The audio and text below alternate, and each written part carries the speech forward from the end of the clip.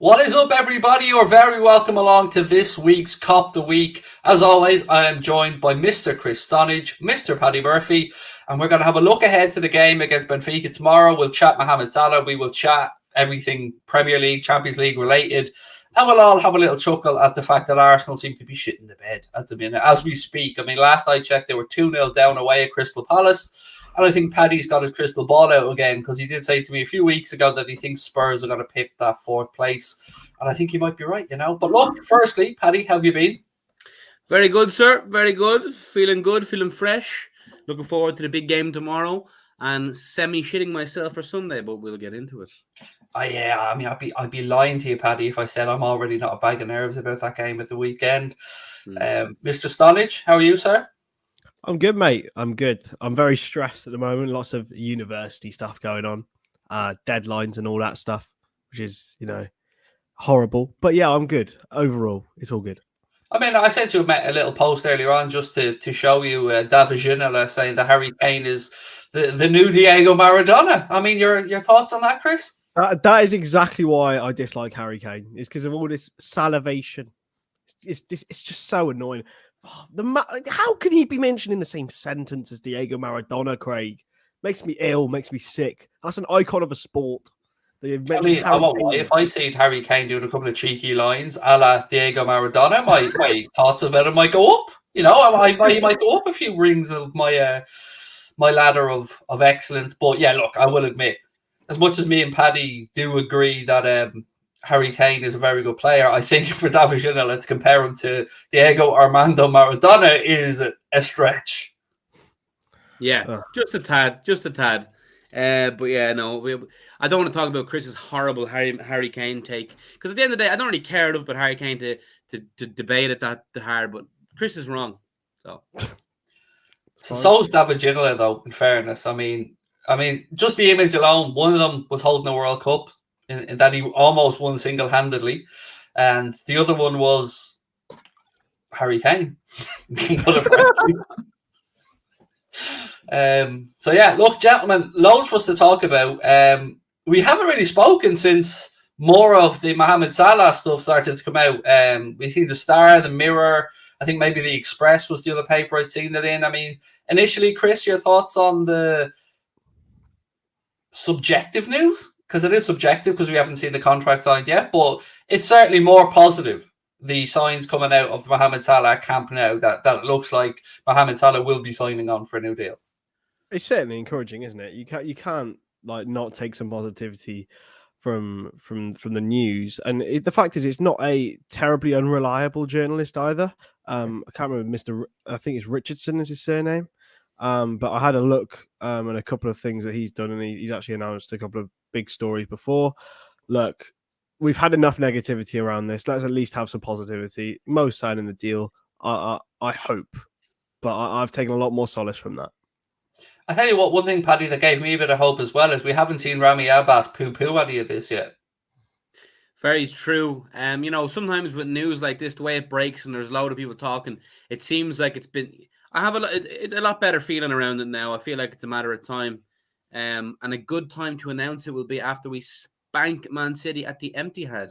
Oh, I'm loving that big dick energy, Paddy. We need some of that on Sunday from the lads. Mate, I would fucking die a happy man if we beat Man City. Wow, that's going to be unbelievable. Yeah, I know. I've already subjected myself psychologically to both range of emotions ahead of this game. You know, how will I react if what I think will happens, which is we'll get screwed somehow. I'm absolutely convinced that we'll get screwed. But on the off chance that it doesn't, I mean, that post-match reaction, it's got to be fun. If we get the result, lads, it's got to be fun. There's no two ways about that, Chris. Be absolutely huge, wouldn't it? To be honest, I've resigned myself to defeat already. I know it sounds really bad, and I'll probably have a complete and utter 180 come the end of the week when you boys have spent it convincing me otherwise. But yeah, I'm convinced we're gonna lose. I can't see it, man. I've got full 2018-19 vibes from this game, and I think no matter how well we'll play, something will go wrong.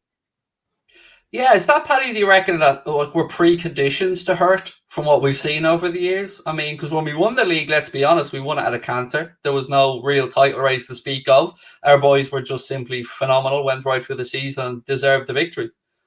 Yeah, I think in recent years we have so many good times, but in our tenure as Liverpool fans, we have had some really dark days, really unlucky moments. Gerrard slip, Christian Bull, Karius, Adrian. So yeah, it's PTSD.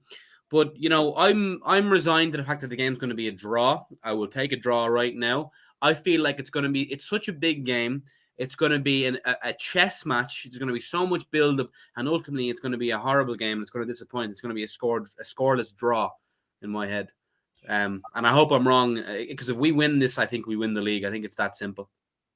I mean, I want to just say thank you for this comment before I come to the lads again. Really appreciate that. FK, lovely to have you with us. Glad you found us and glad you're enjoying it. Yeah, I mean, Chris, would you take a draw if I put it on the table right now? I would bite your hand off, Craig, to be honest with you. As you said, like we're preconditioned to this. Like I think a draw keeps the title race like well and truly alive, and I think we can go on and win pretty much every other game. But Manchester City just put this fright into me, and I don't know whether that's from sort of the last sort of 3 or 4 years. I don't think they are the side that they once were, but I also don't think that there's something to be taken like easily. They are such like a well drilled, well oiled unit. So yeah, give me a draw right now. Shake your hand. I mean, I was looking, Paddy, back at the history of the two managers against each other, and Pep has beaten Klopp 8 times, and Klopp has beaten Pep 8 times. It really is a pick'em who wins this game. Yeah, absolutely.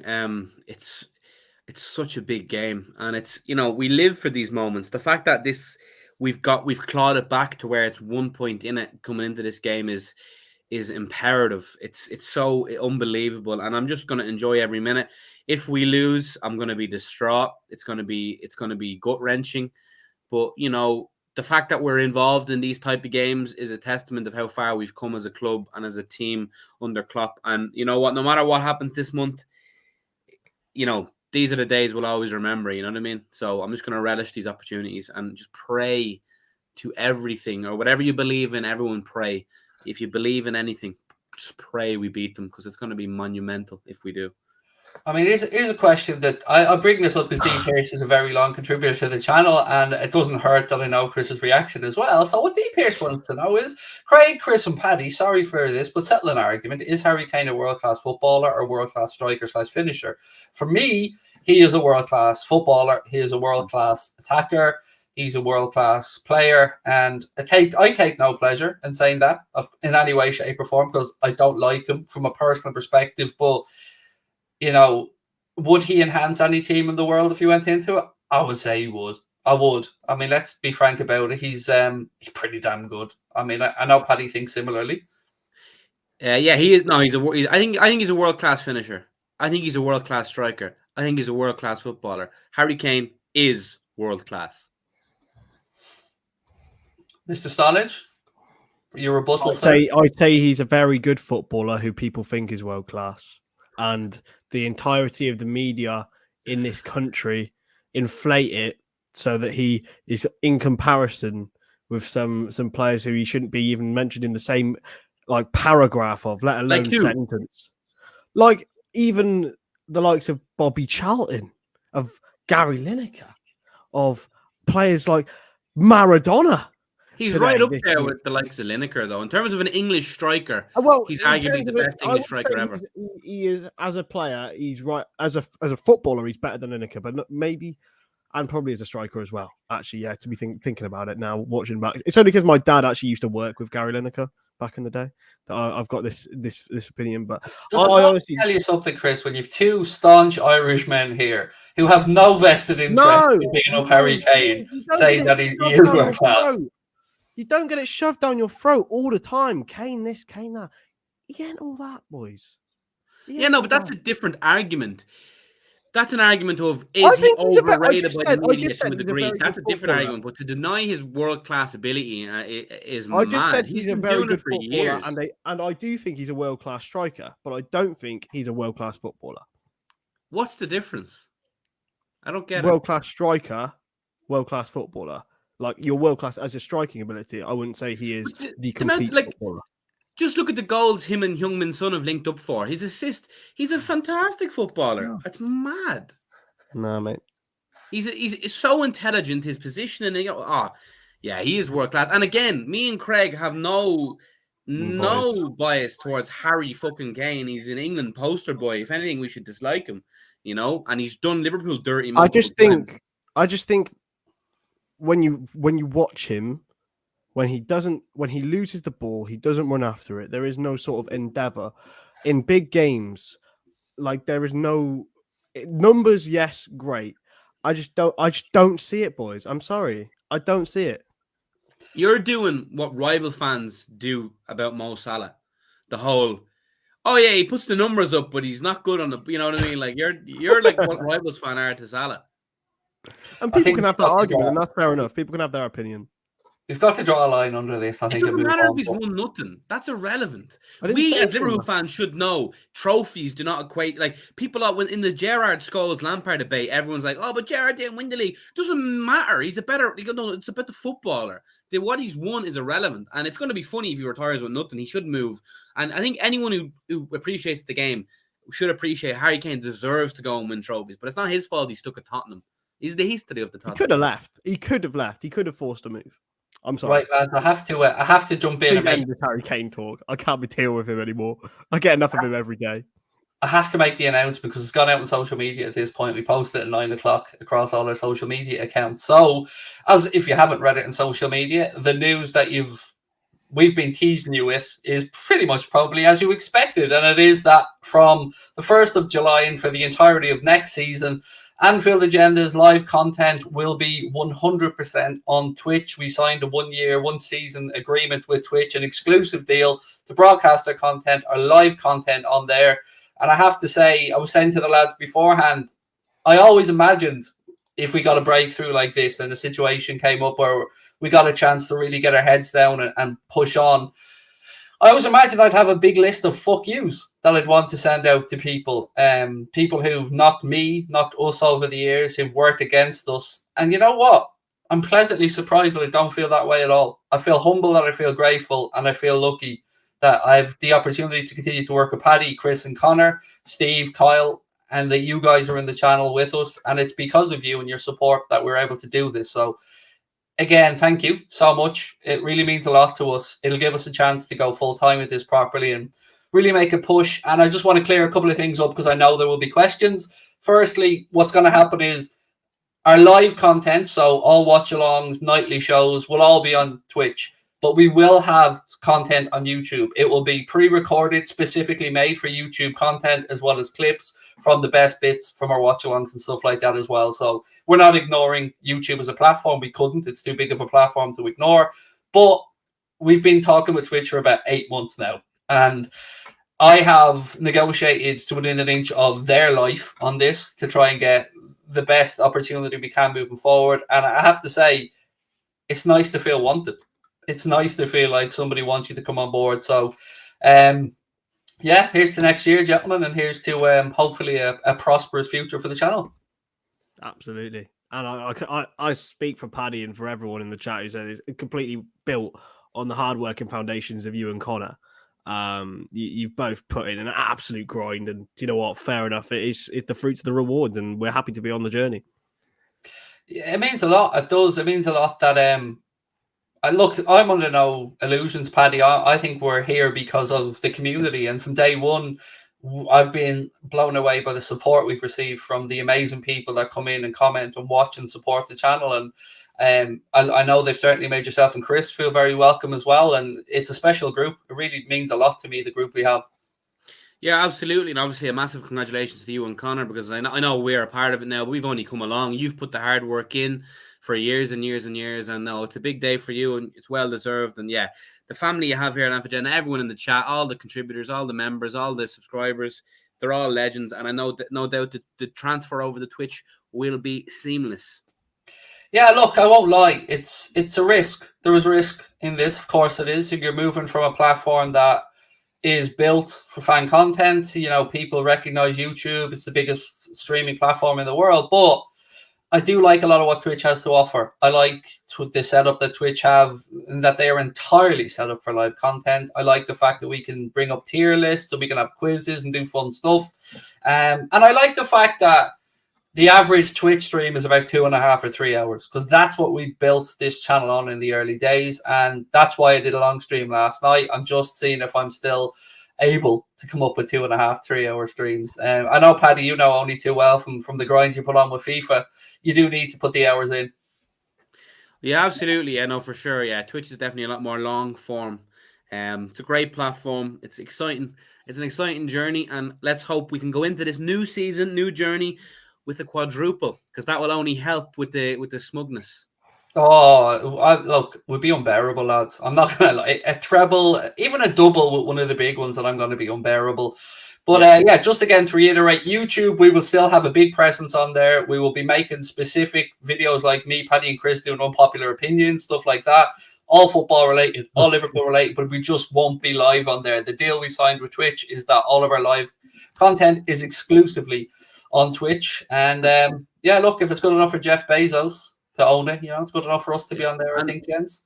I know there might be some people in the comments that maybe aren't used to Twitch or are worried about YouTube. I think, if anything, it's even exciting for the YouTube. I think there goes a lot of chance to upgrade the YouTube content to bespoke YouTube stuff, but, just live Anfield Agenda will be on Twitch. But trust me, give Twitch a chance. It's made for live content. It's a great platform. And with Craig exclusively on there, it only gets better. Here's the thing, like, with YouTube, and I've spoken to enough content creators to know that a lot of people feel similarly about it. YouTube is great. I'm not going to slag it. It's a great platform. It's done a lot for us. We've met a lot of great people through there. But tomorrow morning, you could wake up and it could all be taken away from you. And you've got no comeback. You've got nobody you can speak to. You've got, you can send an email and hope for the best. But if you were stripped of it, it's gone. With Twitch, we have a manager that we can speak to. We've somebody that will help guide us through the process. And that's important to us, because if we're going to commit our futures to this and we're going to try and make a business from it, you need to have certainty. And the more certainty you can get starting a business, the better. So, that's what it came down to for me. Just knowing that with the team at Twitch, they wanted us to come on board. They worked with us and they've given us great opportunities. Like you probably noticed, we were on the front page of Twitch last month a few times. We'll be on the front page of Twitch even more moving forward from July, because it's part of what yours truly negotiated. So, yeah, thank you to everyone. And I won't dwell over it. I mean, we've lots of Liverpool stuff to talk about. Thank you very much, Austin. Just want to say well deserved, boys. I'm now subbed on Twitch. Happy for everyone here. Now time for Paddy's pro contract after the charity game. Love that. It's coming. Selhurst Park will never see a performance like it. We're going to win. Yeah, you're going back over to playing Selhurst Park, aren't you? Nice. Yeah, I can't wait. You perform better than Arsenal anyway. What makes it even better is it's a 7-a-side tournament. It's a quarter of the pitch, which means my fat ass will be able to, cover that ground in an expert 5-a-side way, and I'm going to be top scorer of the day. Oh, there you go. We love it. Right, gentlemen, look, let's talk Benfica for a few minutes. Look, we're all confident going into this tomorrow night, I would imagine, but there's a difference between confidence and arrogance. If we show up, we play to our best, Chris, we beat Benfica, home or away. No, there's no question of that. I mean, we've made mincemeat of Porto over the last few years, and they're dominating the Liga NOS recently. But now Benfica have clearly got talent. They've clearly got a good side, but it's not even comparable to this Liverpool team. But that's the beauty of football, isn't it? And as Jurgen Klopp says, anyone can beat anyone. It can be, I remember when we drew at home with Plymouth Argyle, and I got up at 5 a.m. to watch that game, and at 5 a.m. and then get to Anfield for 12. That was pain. And they're not even comparable to Benfica. So we've got to just be on our game. Champions League quarterfinal. It's a chance, to get one step closer to the biggest trophy in football, in my opinion. So yeah, just all guns blazing, I think. How are you feeling ahead of the game, Paddy? Yeah, no, listen, I mean, I've been vocal in my arrogance of, we're going to beat them. But at the end of the day, they were the team everyone handpicked beforehand. We are going to go through versus Benfica. And if we don't, it'll be one of the bigger upsets in recent Champions League history. Benfica lost on Friday to Braga. Benfica are fourth in their league. The team leading their league, as Chris said, we made light work of. We have one of the best. We have the best player from the Liga NOS that we've taken. That will know about Benfica. We are not. We are going to be fine. The thing for me is the crucial thing for me to go to Portugal. Look, we should be going to Portugal, and we should, given the week we have coming up, put the game to bed. We should 3-4-0 would be ideal. Listen, we'll take a 1-0, we'll take a 2-0. Let's be honest. But we have potential to kill this tie and make our life easier against City, while City are playing one of the most dogged teams left in the Champions League. So this Benfica game, it should be routine, and I just hope we can go and smash them. And I think we will, honestly. I think we will. I know you can't underestimate them, blah, blah, blah, but we are levels above Benfica, and I'm not worried about it at all, to be honest. I was thinking the same. I was thinking if we could take a 2-goal lead back to Anfield with the game against Manchester City coming up, and then, of course, the FA Cup game against Manchester City, dare I say, Chris, we could certainly rest people to the extent that we may have, let's say, Van Dijk or Thiago or Salah on the bench for the second leg to come on if needs be. I don't know if Klopp will be that bold or maybe that disrespectful. I don't know what way to phrase it, but I would. Yeah, well, I'm pretty sure we made some rotation for the second leg against Inter, if I'm not wrong. A few changes anyway, but look, getting a comfortable lead in the first leg is imperative, I think. Big up to Mark, always in the comments, hero. Getting a big lead, 2-3 goals means we can chill, we can relax in the second leg. Maybe not relax, but maybe coast to getting through to the semi-final, because this month's got 8 big games in it. We've just won 1, so 7 more. We need as much energy as we can. We need to conserve, because otherwise we won't get through it. Yeah, it's look, it's all easy for us to sit here. We have to show up tomorrow. The lads have to go out there and play. Actually, before I move on, I just want to take a second. I mean, I've thanked everybody, I think, bar the person that I should be thanking as well, which is Connor. Connor doesn't get a lot of the glory on the channel. I get to be the face of the channel. I get to sit up front. I get to take sometimes the flack, but also the good points. And we would not be a channel, let alone a successful channel, without Mr. Connor Crosby. I've not met a young man with his head screwed on and as good a work ethic as Connor has. He's a credit to his parents. He's a credit to his family. He's a credit to us as a fan base. And I just want to say a special thank you to Connor for everything, because it's because of him that we're here. Without Connor, wouldn't be here. So again, big shout out to Connor. And I think my missus fancies Connor more than me. Ooh, there we Can go. you blame him? Can you blame her? I can't blame her. He looks like Queefing Kelleher. That's enough reason. No, but honestly, obviously, I've only been here a short time in comparison to Craig. But Connor, absolute diamond. And as Craig said, without Connor, you'd be lost. He's a great man. He's younger than me, which is mad. I actually thought Connor was older, because that's how mature and he is. But no, as you said, he might not get a lot of the credit because he's not as visible. But trust me, behind the scenes, he's doing everything. What a legend. You got to get rid of that shit heat Mazda now, Crosby. Got to trade up. Lamborghini next. Fucking that, mate. I couldn't even afford a Thai Lamborghini. Never mind a real one. With the way things are in life. Right. Well, there's more stuff I wanted to go. Let's have a quick look actually over the other ties in the Champions League if we can, because somebody asked me earlier on what way I think these will go. So we look at City's game first against Atleti. At the Etihad. I actually thought the first leg was the Wanda Metropolitano, but it's at the Etihad. So what do we think of this one? Is there anything to say that if maybe Atleti even lose by a single goal, that they have a great chance to bring it back to the Metropolitano with the shithouse in chief that is Diego Cholo Simeone? Yeah, absolutely. When that draw was made, I was like, people might think that's an easy thing, but I think us as Liverpool fans know all too well how much of a ball ache Atletico and Diego Simeone are. Like, they've stunk up La Liga at times this year. They've lost, they haven't been, but in Champions League nights, you just know how they shithouse it. And like, you're talking about a team with a decent Champions League pedigree and history versus City, the opposite. I think City could find themselves in real trouble, and it will be perfect. If Madrid can keep it to a 1-0 deficit at the minimum, at the worst, I think that's an active game. Very possible that they go through, and I would fucking love that. Chris, I'm expecting about 4 minutes of actual playing time in the game with the Etihad between the dropping and the fouling and the trying to get players booked. And I say it again, that I don't have, I appreciate what Man City fans are going to go through. It's, as I did with United fans, it's a tough 2 games to play against them, to watch. Horrible to watch. And I think if there's any side who's going to sort of bite, it's going to be Man City. I think they've got players who could potentially get wound up very easily by the Atletico Madrid shithouses. And look, I'm more than here for it. If they, to be honest, they were in the top couple of clubs I'd have wanted to play City.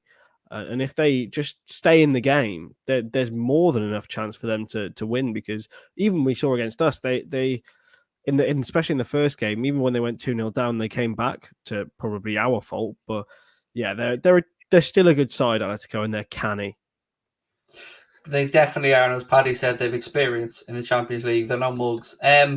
Quick question before we move on to the next tie. Do you boys think a League and Cup double this season would be better or worse than the League, Super Cup and Club World Cup? Better. Better, yeah. Yeah, I would say better. Given the circumstance of the league win, as much as we love winning that league, and as much as we tried to deny it was the same as any other season, not being in front of the fans and that, it did dent it. Like, yeah, this league win, should we win it, please God, will be, I think, genuinely 100 times better than the last one. The other ties, gentlemen, let's have a look at Real Madrid-Chelsea. First leg at Stamford Bridge. Again, does that give what might be a tight tie a small advantage to Real Madrid, or will Chelsea have muscle memory, Chris, of knocking Real Madrid out in the previous campaign? Well, if Brentford can do it, then surely Real Madrid can. Nah, it's a completely different game. Obviously, Chelsea can be really up for it. I can't see like any sort of a lot of goals being scored in either of those games, really. Tuchel in Europe sets his teams up very, very well. Ancelotti's clearly experienced in Europe. He's won multiple Champions Leagues. It's going to be a real tough battle. I can't even put 51-49 either way. I genuinely think it's pure 50-50.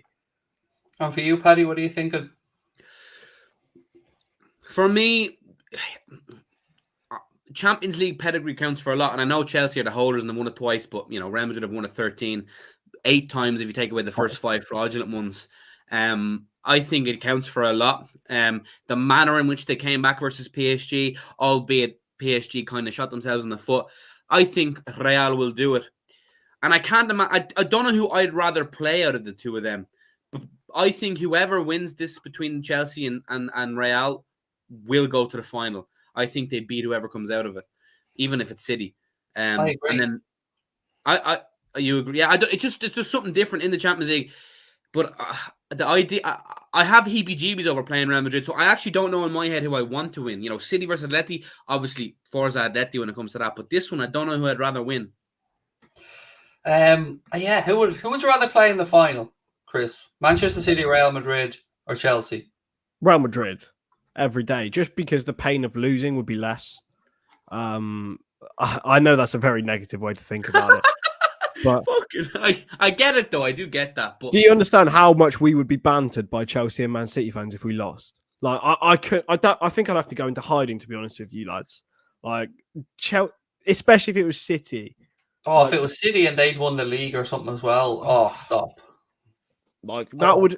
The season would be on tenterhooks of either being really successful or not. But, okay, that's a fair answer. But who would you rather play in terms of who you think is the most likely win? Chelsea, probably, in terms of football-wise. 3 times this year we've drawn against them. We needed penalties to win the one. Well, we drew against City once. We've got to play them 3 more times. Weirdly, I'd rather play Real Madrid over 2 legs than 1. I don't know if that's like Chris said, muscle memory of the final and a bit of fear. Yeah, and if we're the one team that lets City win the Champions League, oh god. I mean, the last quarter-final tie, Bayern Munich via Real. On the face of it, you think immediately Bayern Munich go through, but again, we can't underplay the impact that Unai Emery has had on Villarreal. I mean, you don't go to Turin and beat Juventus at home easily, even a Juventus that aren't what they once were. Is there a show? Any case here to be made for the Yellow Submarine? No. I think it's... do you know what? Like, I don't think Bayern are going to smash them. I think the game will be in contention, but can you imagine the scenes? We smash Villarreal or we smash Benfica and Villarreal beat Bayern in the first leg. Imagine Villarreal. But then again, I don't really want to play Villarreal in the semis. I know I suppose I do over Bayern. Obviously, I do. Like, can you imagine? Oh. You know what, lads? I think we go through no matter what our side of the draw. I think we beat everybody on our side of the draw. I'm very confident about the side we have. Bayern, give me the heebie-jeebies. Not because Defensively, I think we can get at them, Paddy. No, yeah, of course. And I'm not talking probably about them right now as a side. I'm probably just thinking more of Bayern as the institution. Like, just Bayern it's a hefty old tie, isn't it? Like, yeah, I think we will beat, like, if we're objective and we like who we could have got, it's not the worst. I'm glad that we're playing Bayern ahead of City or Chelsea in the semi. 100%. If we get to the semi, whatever. Am I right in saying, Chris, that the second leg, if we were to get through, would be at the Allianz? I think it might be first leg at Anfield. I don't know. I'm pretty sure it is. I mean, I know there's no away goals, but it still does. Still an advantage to have your second leg at home. It is, no matter what way we try and put it. Yeah, because Liverpool v Barcelona syndrome, isn't it? Like, if you are behind, you've got a much bigger chance of getting back. And coming back, because especially if your atmosphere is good. Yeah, we would be at home. Just check that now. Especially if your atmosphere is like at Anfield on a European night. So it's clearly an advantage. But to be fair, I don't think it would matter. I don't think the players are fazed by big atmospheres. We've won in some of the biggest stadiums in the world, in some of the biggest stages in the world. I'm much more confident of us winning the Champions League than I am the Premier League. Yeah, I'm the same. I've always been that way, though. I just think as a club, we just have this, I don't know, this ingrained European pedigree.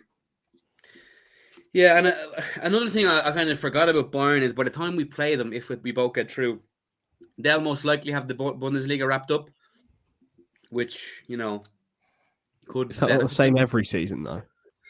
Yeah, you'd wonder if they give a shit anymore. Like, who gives... Oh, we've won the league. Oh my God. I did not expect that. That is wonderful. Oh, like, they probably don't give a bollocks.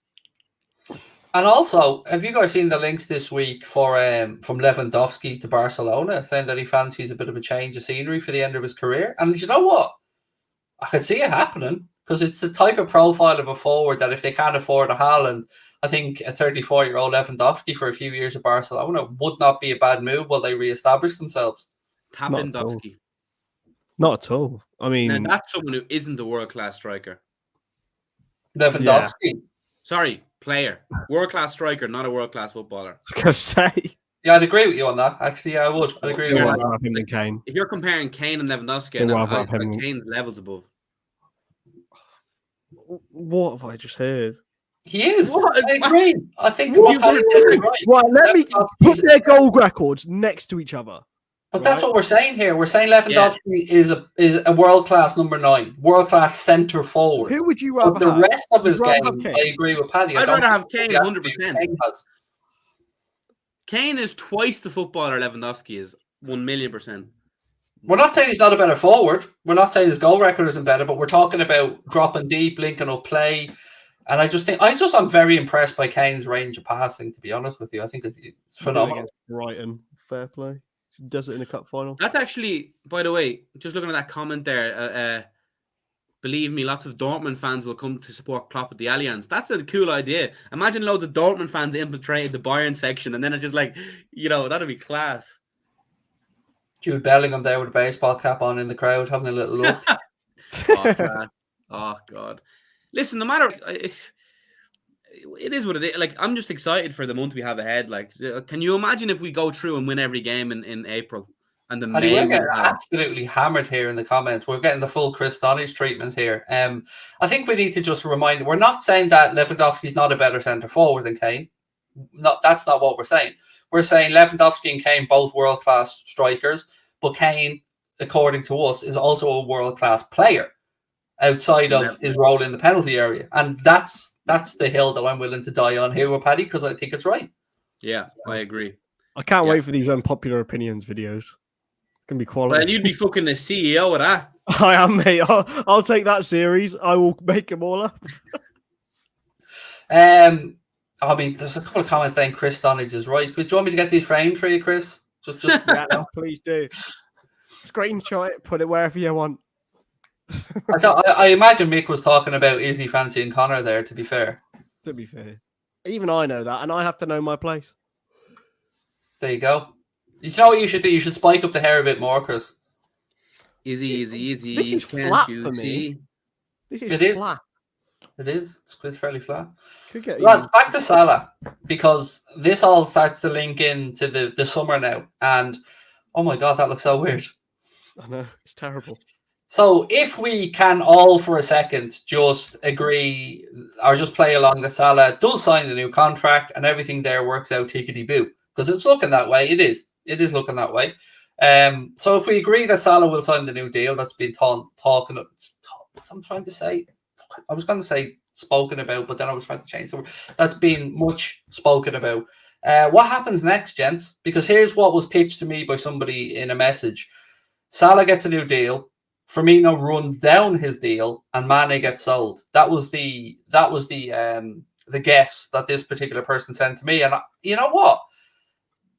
I do think that Mane will move on if Salah signs a new deal. I get those vibes. And I think out of all three of them, I'd be most willing to sell Mane purely because I think he would make more money than Firmino would. And at the same time wouldn't have as deep an impact as letting Salah go would. And I think for Sadio's career, really, he has actually had a really decent season, contrary to I think a lot of people's opinion. I think he's third top scorer in the Premier League. He's been not consistent, and he could have scored a lot more, but he's had a better season than last, shall we say? Yep. And we'll still make a few quid for him, and there's still several years left. So yeah, I think out of all three of them, I'd rather sell him. Bobby letting his contract go down, sound. I think that's fair enough, and hopefully get Mo signed on. Paddy, what are you thinking? On the Mane one, I was like, yeah, you look at the stats maybe, but I think I haven't enjoyed watching Mane once this year. He's been a chore to watch. He doesn't take on people like he used to, and I ultimately think that the goals he's got has been a result of the system. Like, he scored a lot of tap-ins. I just don't think he's the future. And I'm Team Luis Diaz. People give me shit for that, but Mane doesn't do what he used to do. He plays poorly. He doesn't retain the ball enough.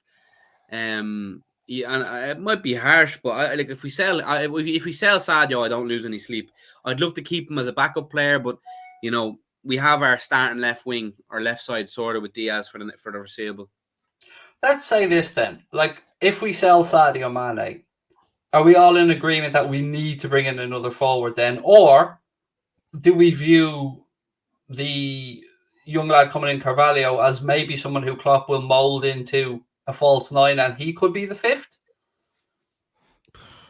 I think we need a left-sided forward, to be honest. Obviously, Jota can play there, but I think his future is in the middle rather than on the left.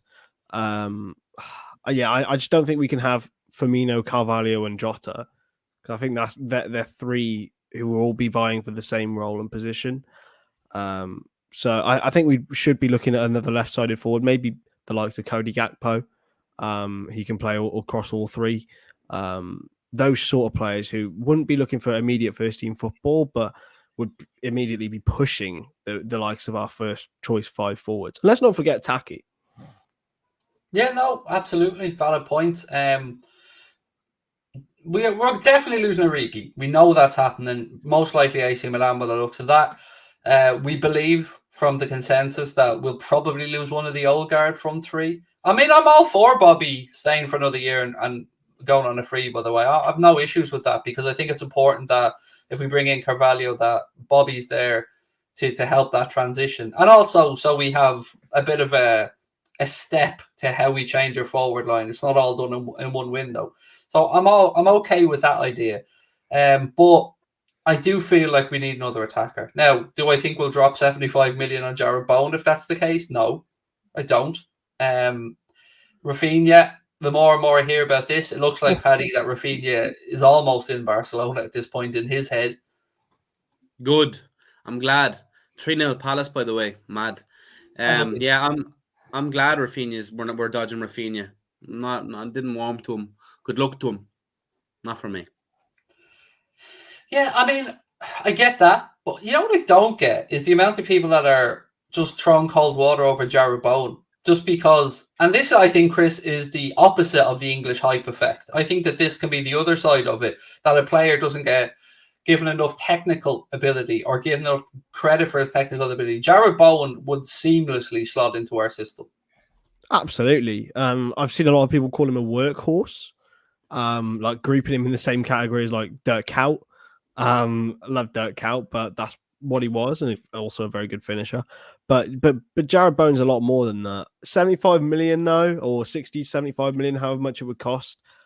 Nah, I love the bloke. He's obviously hometown, but not a chance for me. I'd much rather go for someone 40 million cheaper than that, to be honest. Here's where I am. I said this earlier on into Discord.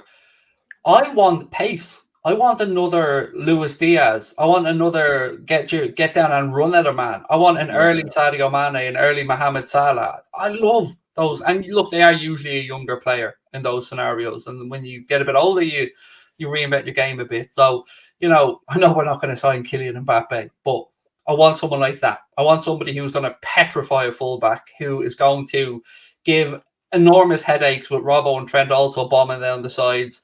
That's what I'd like to see. So I don't know who that person may be, gents. I have no idea. Christopher Nkunku is a name that has been linked to us as a forward, obviously doing really well at Leipzig.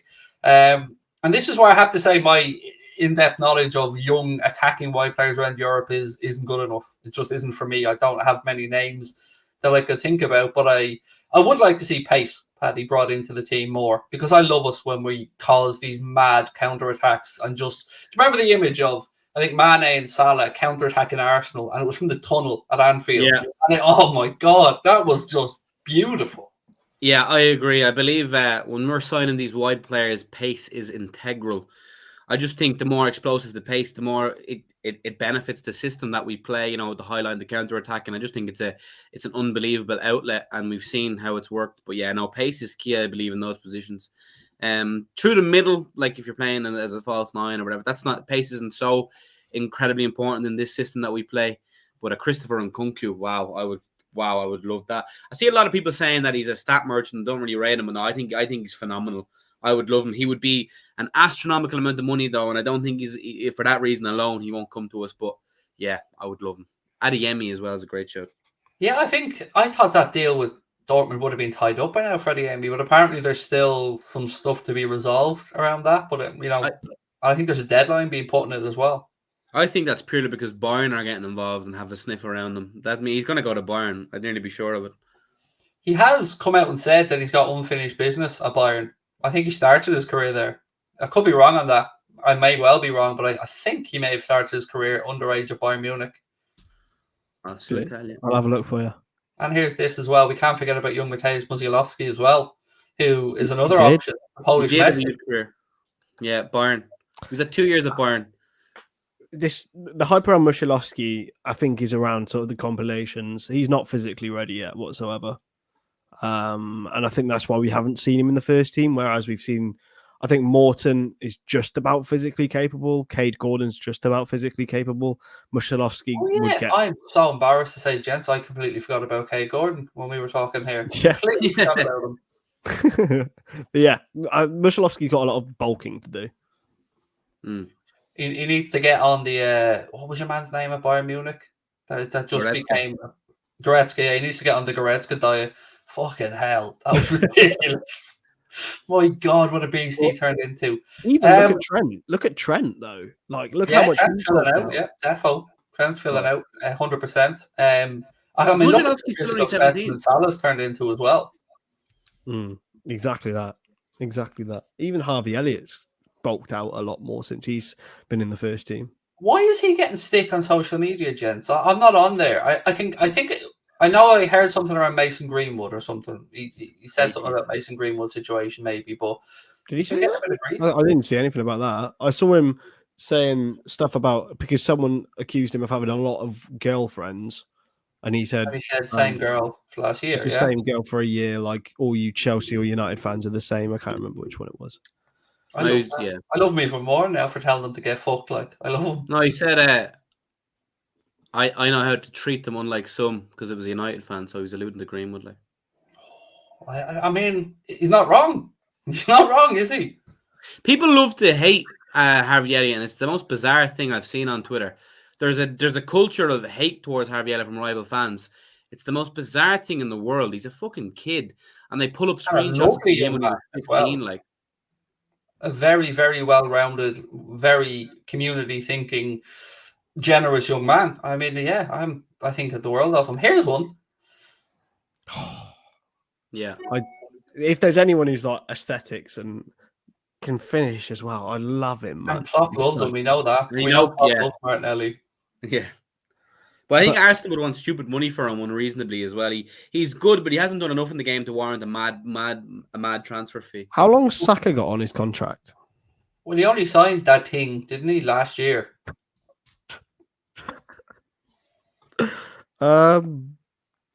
Just having a look now. He's at 12 till 2024.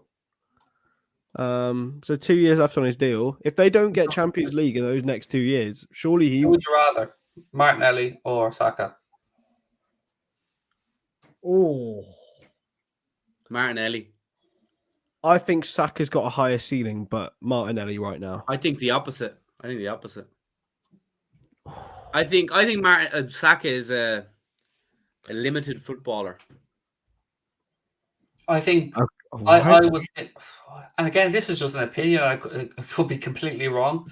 I just get the impression that you'll get a better finished, polished product with Martinelli, whereas I think I can imagine Saka turning into another Raheem Sterling. Does a lot of great stuff, very talented, very pacey, but misses. I think Saka's Saka's a much better technician than Sterling is. You can see some of the passes he picked out for Arsenal. I know it's ironic me talking about passing and stuff. And you know, he's got a finish on him as well. I think he's got 8 Premier League goals this season, so he's clearly improving on that in that part. But I think Martinelli would be cheaper, and I think Martinelli would be slightly better for us. Another name we haven't mentioned in a while, gents, a name who was linked to us at one point, is the dude that is Danjuma.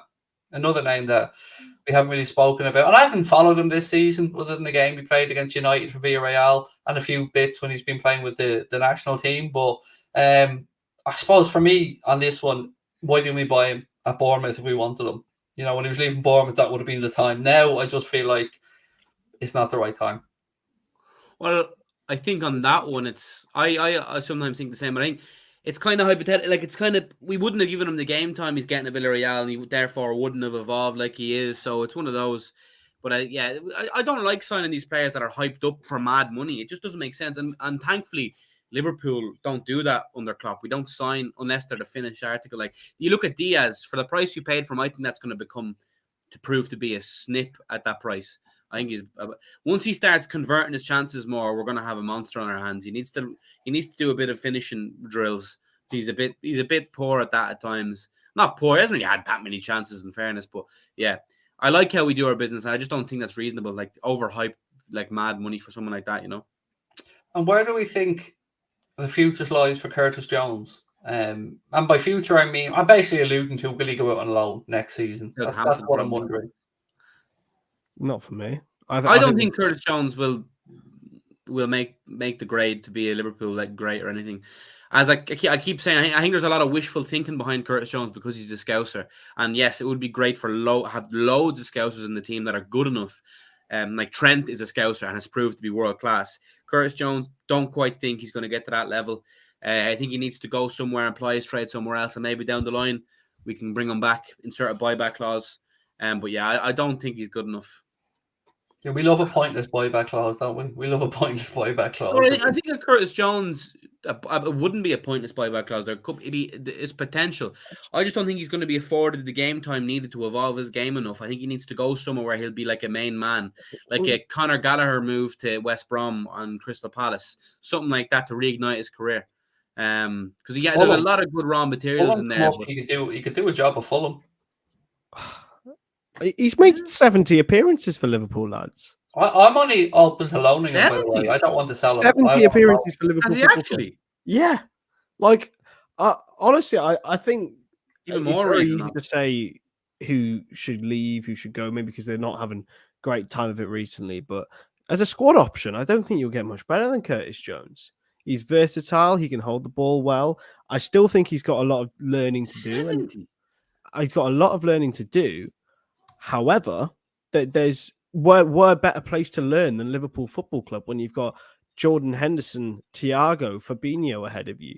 Like there's no better place for you to learn. And No, he's I only made think 43 appearances. in the league, look in all competitions. No, that is all competitions. No, it's not. Wikipedia. Yeah, Wikipedia. 34 appearances last season, 23 this season, 12 season prior, and then 1 the season prior to that. Scroll down a bit. Keep scrolling. That's fucking mental to me. I think he needs to get a full season somewhere, and I think there's a player there. I do, but I think I'd love to see him go and prove it and come back. Then I feel he could come back as well. I think in an ideal world, yeah, but you got to hope that goes well. I just think the best place for him to learn is at Liverpool, to be honest. I just don't want us to have another James Milner, Alex Oxlade-Chamberlain, good player that we just don't know where his best position is or how he can stamp a position in the Liverpool team moving forward consistently. Yeah. I also think as well that the other day, I think he got exposed a lot because playing right centre mid in that position is probably the hardest position in our team. You got Trent and in this case it was Gomez and he was bombing forward, and you also got to cover up for Mo. It's a ridiculously hard thing to do, and for a player like Curtis Jones, who I think is quite flamboyant, to be limited in that role, it is difficult, and he won't look natural because that's not his natural way. There's still lots of learning to go, but maybe you're right. Maybe he should go and apply his trade somewhere else. But I just think the best place for him to learn is at Liverpool. I'm glad this person brought up Ousmane Dembele, and let me say why for a second. Firstly, if I'm Ousmane Dembele, I am telling Barcelona to go and fuck themselves from the highest possible position. The way they treated that man in January was nothing short of despicable, disgusting. They were forcing him out of the club. It was horrible. And now they're begging him to sign on and stay with them. And if he does, he does. It'll be his decision. But I would take him. I would. I have to say, I'd take him, especially on a free contract. I'd take Ousmane Dembele. If he never had injuries, he could have been one of the best players of all time. Like his natural ability is insane. He's left-footed. He's so unbelievably skillful. I think Thomas Tuchel said the same thing. The most naturally gifted player he's ever worked with, or the best player he's ever worked with, was Ousmane Dembele. He's been crucified by injuries, and I'm actually buzzing to see him doing well. Apparently he's reopening contract talks with them. Yeah, I think Barca are on the rise.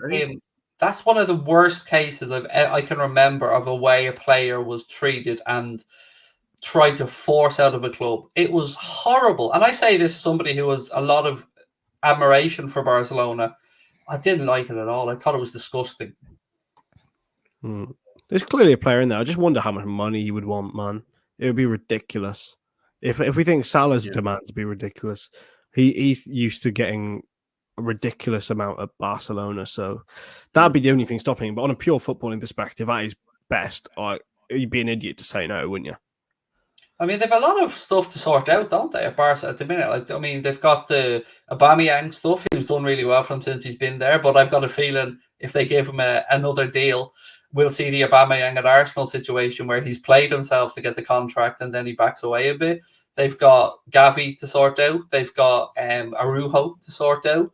They've got Traore. I think that deal, there's some stuff on that that still has to be resolved. And then, of course, Ousmane Dembele and the fact that they want to bring in another forward. So, yeah, there's only so much Spotify money to go around, I guess. Absolutely. I just don't get it, to be honest with you. The way that they've been operating, I don't really get the transfers either. It just seems to be a little bit scattered, but it's clearly working for them.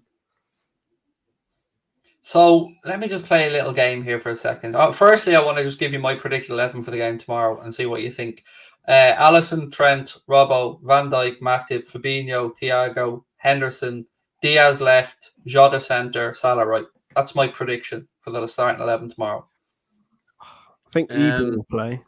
Because Alisson, Gomez, Konate, Van Dijk, Robbo, Hendo, Thiago, Fabinho, Salah, Firmino, Diaz. I think I'm pretty much with Paddy, except I think Jota will play, not Firmino. Yeah. Yeah, that's the only thing, because I think he'll keep Firmino for Sunday. That's I think why I think he'll play Firmino to give him more rhythm.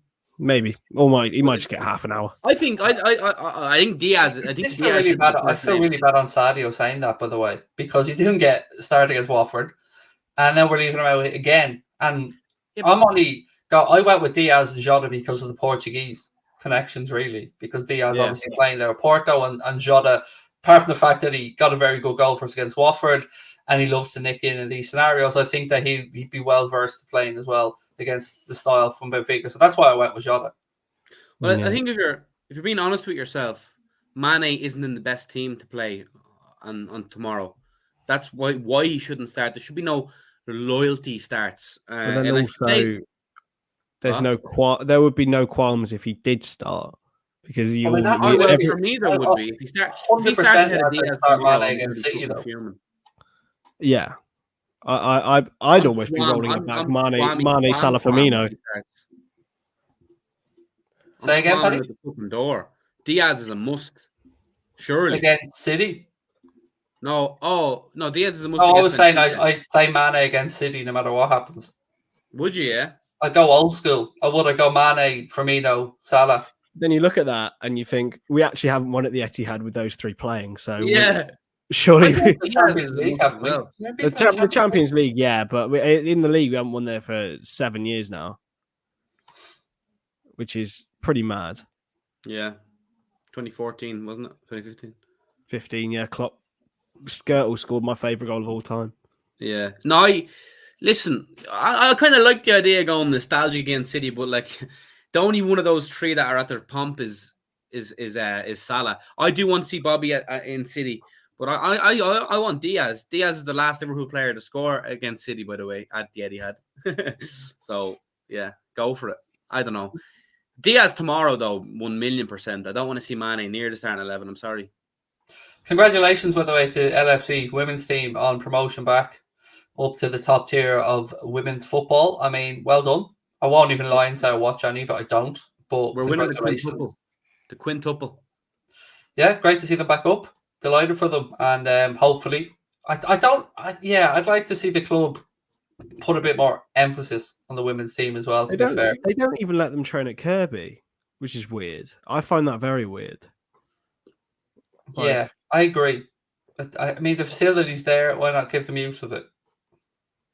Yeah, strange one. But hopefully they find some resolve on it. But yeah, it's great to see them get promoted, and they got Matt Beard, who won the Super League with them before. So yeah, really good. On the United manager front, by the way, lads, it's looking more and more likely it's going to be Ten Hag by the looks of it. Good for them. If anyone has a chance at rejuvenating United and getting them back challenging, it'll be Ten Hag. He'll come in with a clear philosophy. He'll have a good knowledge of youth around the country. He'll be able to do shrewd business. Yeah, United should go all out to get him, and he'll be a big man for them if they do. I think it's the wrong appointment. Really? I'm going to die on this Pochettino hill, gents. Nah, I think the same. My mate is a United fan, and he said he prefers Pochettino to Ten Hag, and I was just like, "You mental?" I think that's just Premier League bias, like because Poch has been in the Prem before, but Poch is a serial battler. I don't like. Does Ten Hag have enough credentials to really say he's? I know. Look, you can make that argument for Pochettino as well. I'll give you that, but he's done it with Ajax. Does Ralph Rangnick have the credentials? No. Did Ole Gunnar Solskjaer have the credentials? It's all about, they're still trying to replace Sir Alex Ferguson. They'll never be able to do it. Yeah. Poch doesn't have the charisma or anything to manage Man United. He's not big enough as an entity. He's failed at PSG ultimately. He needs to go somewhere else before he gets that United job. It'd be too big for him. It'd be a Moyes-esque situation where he'd be drowned by the by you have as much as we banter United, they're one of the biggest clubs in the world. That job is monumental. I think Ten Hag, they need to go all out from no matter what, no matter who else becomes available, because Ten Hag is a manager that won't become available often. The next job he goes to, it'll be another long process, and I think City could be even looking at him. But yeah, United should get him. I get the feeling City will end up having a look at Nagelsmann. Yeah, possibly. Listen, once they don't have Pep, I'm happy. Listen, we'll see what happens. But I think Ten Hag for United would be the move, to be honest. But I think that no matter what, they'll be shit for the next while. There is a genuine, massive rebuild needed there. They can get all the managers they want, but they need to get rid of the likes of the Paul Pogbas and the Martials after wages, because their wage structure is unbelievably poor. But more misery for them, hopefully. I hope no one does a good job, but Ten Hag is the man for me. I think they need... I suppose maybe they tried it. Maybe I'm wrong about this, but I was saying to myself, maybe they need like a Conte Zidane style disciplinarian to come in there who won't take any shit off anyone. But they tried that with Mourinho, I guess. Yeah. And Van Gaal. Yeah, true. By the way, thoughts with Van Gaal, by the way, very sad news. Oh, absolutely. 100%. Yeah. May make a full recovery. I mean, I love Van Gaal as a football man. I love how outspoken he is. There's a lot to admire about him. People forget he won the Champions League with Ajax in '95 with a squad at the average age of 23. Legendary coach. And speedy recovery. I hope it all goes well. What a guy. Absolutely agree. Couple of other little bits and pieces there while I was going through. What was I going to ask next? I was thinking about managers. I was thinking about Spurs, Manchester City. I don't know, lads. I've lost it. Oh, I was going to ask you, where do we think Mbappe and Haaland end up? Real and City, respectively. Yeah, I'm fully on that train. Haaland, I think Haaland's going to be incredible in the Premier League, to be honest with you, if he stays fit. Yeah, it's I'm still praying Barcelona pull a rabbit out of the hat and get Haaland, to be honest with you. I don't want to see Pep Guardiola get his hands on Haaland with that team. It wouldn't be great for the rest of us to have to try and keep pace. It will be very, very, very difficult. Very difficult. Why do we think, by the way, gents, that last thing before we finish up, back to Mohamed Salah, why do we think the change of heart? Because that's what's being put out there by the media. An actual change of heart of, I want to finish my career at Liverpool. I will take less money than I'm asking for. Why do you think the change of heart? Has he realised that the grass isn't greener? Has he realised how adored and loved he is here and that he can achieve what he wants to achieve? He's always said he wants to finish his career at Liverpool. He said it before in an interview. And I don't think the will to stay was ever the stumbling block. I think it was just the money. And he rightfully wants money. Like in relation to the rest of the league, he should be one of the top earners. So I think that was a stumbling block, because there's a case of, you want to stay, but you don't want to get fucked over either. I think anyone, it's a job. If you're in negotiations for a contract and you're the top dog, you want to get your just desserts. And I don't think there was ever a qualm about that, but I'm glad it's seemingly they've come to an agreement, because, I think we would have been fine without him, but he's an important player and he deserves to stay. And I think the sort of lack of available suitors as well. I mean, if Real are going for Mbappe this year, like that's their money cleared out. Barcelona won't be able to afford him. PSG are probably the only ones left. Yeah, there's no need to uproot himself. He's in the perfect place in an all-conquering, all-fire Liverpool side where he's the main man. The system suits him. There's just no need to cause such uproar and distress this late on in his career. It's a perfect fit, and it's the perfect place to ride out for the next couple of years and the twilight of his career. So, yeah, happy days. I can't wait for the official announcement. Spam that like button, we will. And, yeah, hopefully, as I said, after we spank City at the Etihad. I agree with everything you guys have said. My wonder then is, why the fuck did Fabrizio Romano and Rami Abbas kind of, conclude or come together to put out that Juventus shit, and the fact that, he would play for another Premier League club? I never understood that. Never understood why that was allowed to put the fire underneath Liverpool's arse and be like, well, he will fuck off if you don't give him the money. I think it's just tactics. It's just gamesmanship. It is what it is.